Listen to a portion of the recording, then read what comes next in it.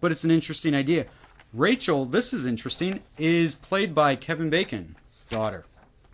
She's no longer in the show, but that's Kevin Bacon's daughter who died at the beginning of episode 2. All right. I did not know that. Yeah, pretty cool. And fucking Haverland bullshit is I've given up on that theory because there was a store outside. They do an exterior of Grindhouse, and the store next door is called Haverland's. So it literally is like the production designer is just naming shit after herself, pretty much. Okay. But I did notice it. Job. Yeah. Now, okay, here we go. Turn this off if you don't want spoilers, but...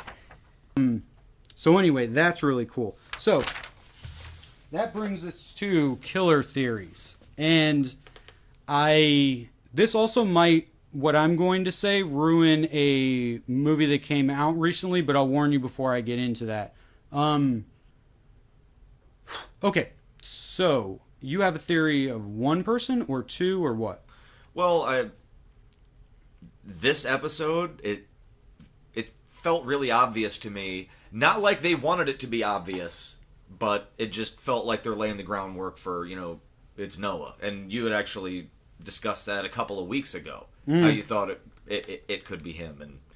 And what specifically? And I'm not sure about Audrey either. Like, Noah and Audrey were downloading that file that went up, and if both of them were in it together, then I don't see why they would be surprised by that. But I could see them being in it together. But just Noah being... However, it would be a cheat. I'm not saying I disagree with you. It would be a cheat from how they've acted when they're alone together. No, precisely. So if they're not cheating, if they're being real, then it can't be the two of them. But I don't trust that the show wouldn't cheat a little bit. Well, the way the show would do it, if that's what it was, is that there's a killer orchestrating that has hired, manipulated himself a Stu Macher, but has manipulated two Stu Machers independent of each other. Yeah, that would be cool. So there's 3 killers, 1 mastermind, which is basically what Scream, the series, 1 through 3, was about. Yeah. And that makes sense. So it could all be up in the air, but really and truthfully, unless something happens in the next few episodes, there is a very strong way of figuring out who the bad guy is in movies. Spoiler alert, for one, I call it the what lies beneath factor. Is my dad explained it to me after we watched that. Is I watched it and I was like, oh my god, Harrison Ford was the bad guy. Yeah. And my dad was like, no, you could tell that. This is how you tell. Why would they have cast Harrison Ford to play this character if he didn't have anything to do but be the bad guy? And so now I keep that. And that's how I knew multiple times, but specifically Prisoners. Have you seen Prisoners? Yes. Okay. If you haven't seen Prisoners, turn this off. My brother was watching it with me, and I was like, I know who the fucking bad guy is. You don't hire Melissa Leo to play nobody. Right. Like, you just gave yourself... And so that's how you can find people. And so you look at the cast list, and there are people who have been in stuff, and you can't tell until about this long into the series or the movie if that holds true, because they could have been a pivotal character. But basically, you don't hire... he's the biggest actor who's in the show. He was the lead, by the way, character in Final Destination 4. And nobody else has been the lead in anything, let alone fucking been in anything.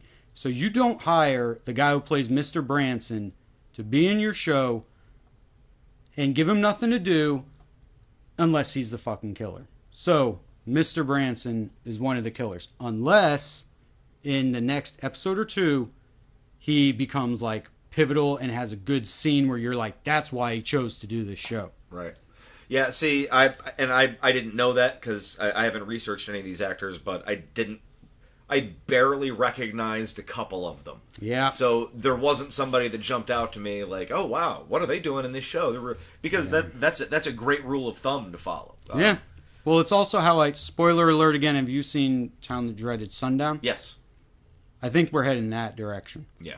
Because again, I was like 25 minutes in, you take, or 25, 35 minutes in, you start taking account and you're like, who are the actors? Okay, yeah, Joshua Leonard, too big of an actor to play Deputy Number 1. Yeah. It's Joshua Leonard. Although I will give Town That Dreaded Sundown got me because I didn't see the other killer coming. So that was kind of cool. But, yep, unfortunately, killer number 1 is Mr. Branson. Yeah. Which opens it up for Brandon's son thing. Hopefully they don't do that. Yeah. But we don't know what his first name is. He's dropped out of popularity. Whatever. The other killer, they seem like they're going for that it would be like Kieran. But that would just... Yeah. Ugh. Yeah. Like, no, it can't be. That's two people who aren't in it enough. That's pulling a Mrs. Loomis and Mickey. Yeah.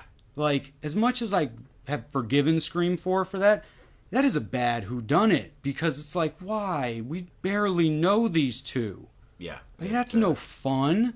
Like, I get it and I forgive it, but it's like, that's no fun. Like, oh, come on. So anyway, and then we're going to find out that one of the kids, because the age range lines up, is Brandon James' son or some bullshit. Well, and they introduced for the first time Brooke's father. You know, he's the mayor. You know, right. As you said earlier, the parentage of a lot of people involved hasn't been directly stated. So, you know, Brandon James and the guy who disappeared or survived his wounds, and you know, in the Brandon James massacre, whose face was scratched out of the book. Yeah, and, her dad, right? And Daisy. That's we haven't even met them yet. Well, but that's the thing, is that we haven't seen them yet. We might have met them, but like nobody knows who they really are, you know. And yeah. I'm expecting some generational stuff to come up, like, well, my God, so and so is really my dad. Dun dun dun. That's always gonna happen. So that I don't even try and figure that one out, because it can. There's no connection to that. I'm not really that can happen trying to figure out any of this. No, I'm stopping because I think I figured out too much. And I feel like this is like Scream 2, like a whodunit where they haven't given enough clues on the show, like not on internet. I know. But like on the show, I don't feel they've given enough clues to make a guess on who is doing it or why. Yeah. And it'll be something where whenever the killer is revealed, all they're going to need to do, they won't have to have clues, they just going to do a bare minimum of not contradicting an earlier scene. Like, which they'll just this guy did it because he possibly could have did it. Takes the mask off, flash. Let me explain to you where I was at which point, blah, blah, blah, blah, blah. See, the thing is, like Town That Dreaded Sundown, I'll give the show this, and that's kind of the genius. Well, it is the genius, but it is kind of lame when you think about it. That the Scream series has is, even if you discover who a killer is, there's no way of knowing who another one is. Yeah. Because deduction would say, this person was here at this point, this person has this motive, da-da-da-da-da. So even if you connect somebody, that doesn't mean that they couldn't have been in the room when somebody, you know, so it's like, even if you guess one, and I could very well be wrong. I'm probably not, truthfully. But, because he's not like a huge actor.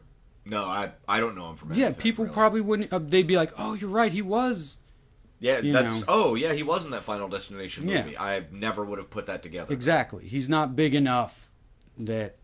So anyway, so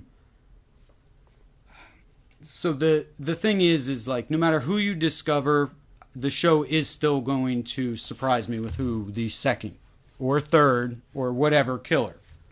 Because, I mean, like I said, there's so many things that it could be. There's no way you're going to be able to, like, pin down which one of these loose threads Right.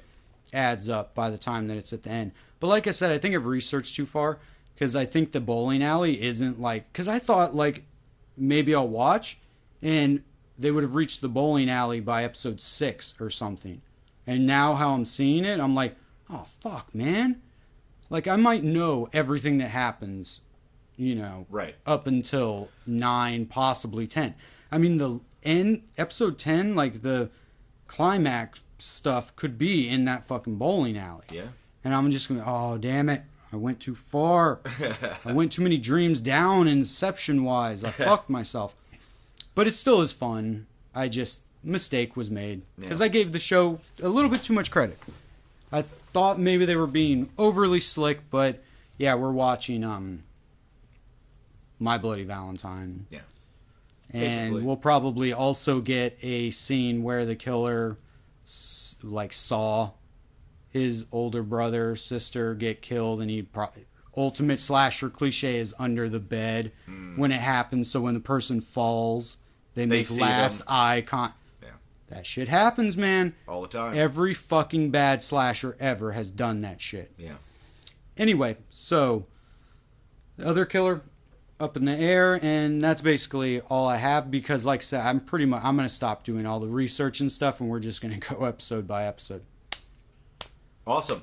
So, I guess we've given our reviews. Yeah, I gave it a 7. Yeah, I liked it. And I gave it a 6. Best episode so far. Mm-hmm. First one that actually stands out is like, and they're getting better. That's good. They- It's really fucking good that they're getting better. yeah. I hope, my only hope for the rest of the season, I don't expect them to continue to improve. I want them to keep focused on the end point. I don't want something to happen where the mystery or a lot of these plot threads are unresolved at the end of the season because they decide to play for time because they want to do a second season. I will give this show, all I want is a beginning, middle, and end. We had a beginning, we're in the middle, I want to see an ending. I don't want them to do the TV thing where they Laura Palmer it and decide to, extend it beyond its natural Oh, length. fucking kill somebody. Yeah.